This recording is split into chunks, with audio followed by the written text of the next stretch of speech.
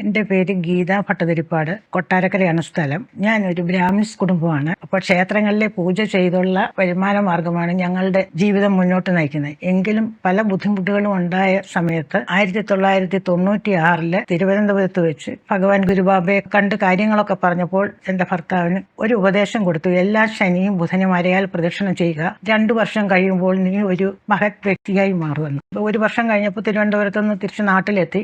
അങ്ങനെ ഇരിക്കുമ്പോഴാണ് ശബരിമല മേശാന്തിമാരുടെ അപേക്ഷ ക്ഷണിക്കുന്നത്. അപ്പോൾ അപേക്ഷ അയച്ചു. പിന്നെ ഇന്റർവ്യൂവിന് പുറപ്പെട്ടപ്പോൾ ഒരു കറുത്ത വലിയ ചിത്രശലഭം വന്നു. അപ്പൊ ഞങ്ങൾ ആകെ ഭയന്നുപോയി. അതിന് പറഞ്ഞു സാരമില്ല, ഗുരുബാബയെ വിചാരിച്ചുകൊണ്ട് പോകാന്ന് പറഞ്ഞു. കൊട്ടാരക്കര സ്റ്റാൻഡിൽ നിന്ന് തിരുവനന്തപുരം ഫാസ്റ്റിൽ കയറി വാളകം ചെല്ലുമ്പോൾ വേറൊരു ബസ്സുമായി കൂട്ടിയിടിക്കുന്നു. അതിനുള്ള എല്ലാ ആളുകൾക്കും ഒടുവ്, ചതവ്, പല ബുദ്ധിമുട്ടുകളും ഉണ്ടായി. പക്ഷേ ഇദ്ദേഹത്തിന് നെറ്റിയിൽ മാത്രം ഒരു മുറിവുണ്ടായിരുന്നു. ഡോക്ടർമാരൊന്നും വിടാൻ കൂട്ടാക്കിയില്ല. എങ്കിലും ഭഗവാൻ ഗുരുബാബയുടെ ഒരു ബലത്തിൽ അങ്ങ് പോയി.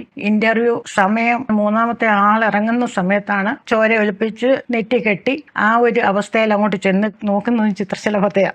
നല്ലൊരു ചിത്രശലഭം അവിടെ ഇരിക്കുന്നു. ചിത്രശലഭത്തെ തൊഴുതു അവിടെ ഇരുന്നു. ഇന്റർവ്യൂ കഴിഞ്ഞു. ഒരാഴ്ച കഴിഞ്ഞപ്പോൾ ശബരിമല മാളികപ്പുറം മേശാന്തിയായി അദ്ദേഹത്തെ തിരഞ്ഞെടുക്കപ്പെട്ടു.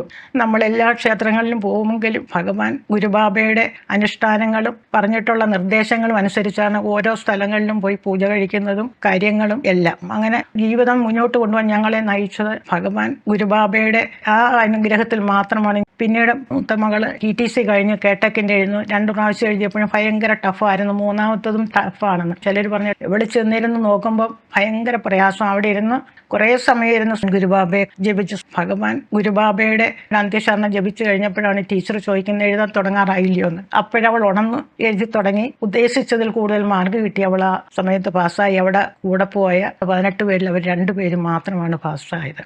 അന്നും ഇന്നും ഗുരുബാബൻ ഞങ്ങളോടൊപ്പം ഉണ്ട്. ഭഗവാൻ ഗുരുബാബയുടെ ആ അനുഗ്രഹത്തിൽ മാത്രമാണ് ഞങ്ങളുടെ ജീവിതം മുന്നോട്ട് കൊണ്ടുപോകുന്നത്. ഗുരുബാബയ്ക്ക് കോടാനുകോടി പ്രണാമങ്ങൾ. ഭഗവാൻ ഗുരുബാബയോട് പ്രാർത്ഥിക്കുമ്പോഴോ സംബന്ധപ്പെട്ടോ ഭൂമിയിൽ എവിടെയും ചിത്രശലഭം പ്രത്യക്ഷപ്പെടുന്നതും ഉമിനീരിന് രുചി വ്യത്യാസം ഉണ്ടാകുന്നതും ചുറ്റിലും ഗന്ധം വ്യാപിക്കുന്നതും ഭഗവാൻ ഗുരുബാബ സാക്ഷാൽ മഹാവിഷ്ണുവിന്റെ കലിയുഗത്തിലെ ഏക അവതാരമായതിനാലും സാക്ഷാൽ ദൈവത്തിന്റെ ഭൂമിയിലെ ഏക പ്രത്യക്ഷ ദൈവമായതിനാലും അത്രേ. കാശ് എത്ര ചെലവിട്ടിട്ടും ഏതുവിധ ഹൈന്ദവ അഹൈന്ദവ ആരാധനകളാലും യാതൊരു രക്ഷയും കിട്ടാതിരിക്കെ ഭഗവാൻ ഗുരുബാബയോട് പ്രാർത്ഥിച്ച് സ്വർണ്ണവർണ്ണ ചിത്രശലഭം പ്രത്യക്ഷപ്പെട്ടാലും ഉമനീരിന് മധുരരസമുണ്ടായാലും ചുറ്റിലും സുഗന്ധമുണ്ടായാലും നിന്റെ ഏതുവിധ ദുഃഖദുരിതങ്ങളും പ്രശ്നപ്രയാസങ്ങളും തീരും. നിനക്ക് സകല ഐശ്വര്യങ്ങളും സമാധാനവും അനുഭവിക്കാനുമാകും. ഏതുവിധ ദുഃഖദുരിതങ്ങളും പ്രശ്നപ്രയാസങ്ങളും തീരാനായി ഗുരുബാബ നിത്യവും പാതിരായ്ക്ക് നടത്തുന്ന അഗ്നിയാഗത്തിനിടെ രാത്രി 11:51 മുതൽ 12:09 വരെ 18 മിനിറ്റ് വീതം തുടർച്ചയായി 18 നാൾ വടക്കോട്ട് തിരിഞ്ഞിരുന്ന ഭൂമിയിലെ ഏതു ഭാഷയിലും ഭഗവാൻ ഗുരുബാബയോട് മൗനമായി സങ്കടമോചന പ്രാർത്ഥന നടത്തുന്നതോടെ സകല ദുഃഖദുരിതങ്ങളും പ്രശ്നപ്രയാസങ്ങളും ഒഴിഞ്ഞോളും. സകല ഐശ്വര്യങ്ങളും സമാധാനവും അനുഭവിക്കാനുമാകും. ജാതി മതഭേദമന്യേ മാത്രമല്ല,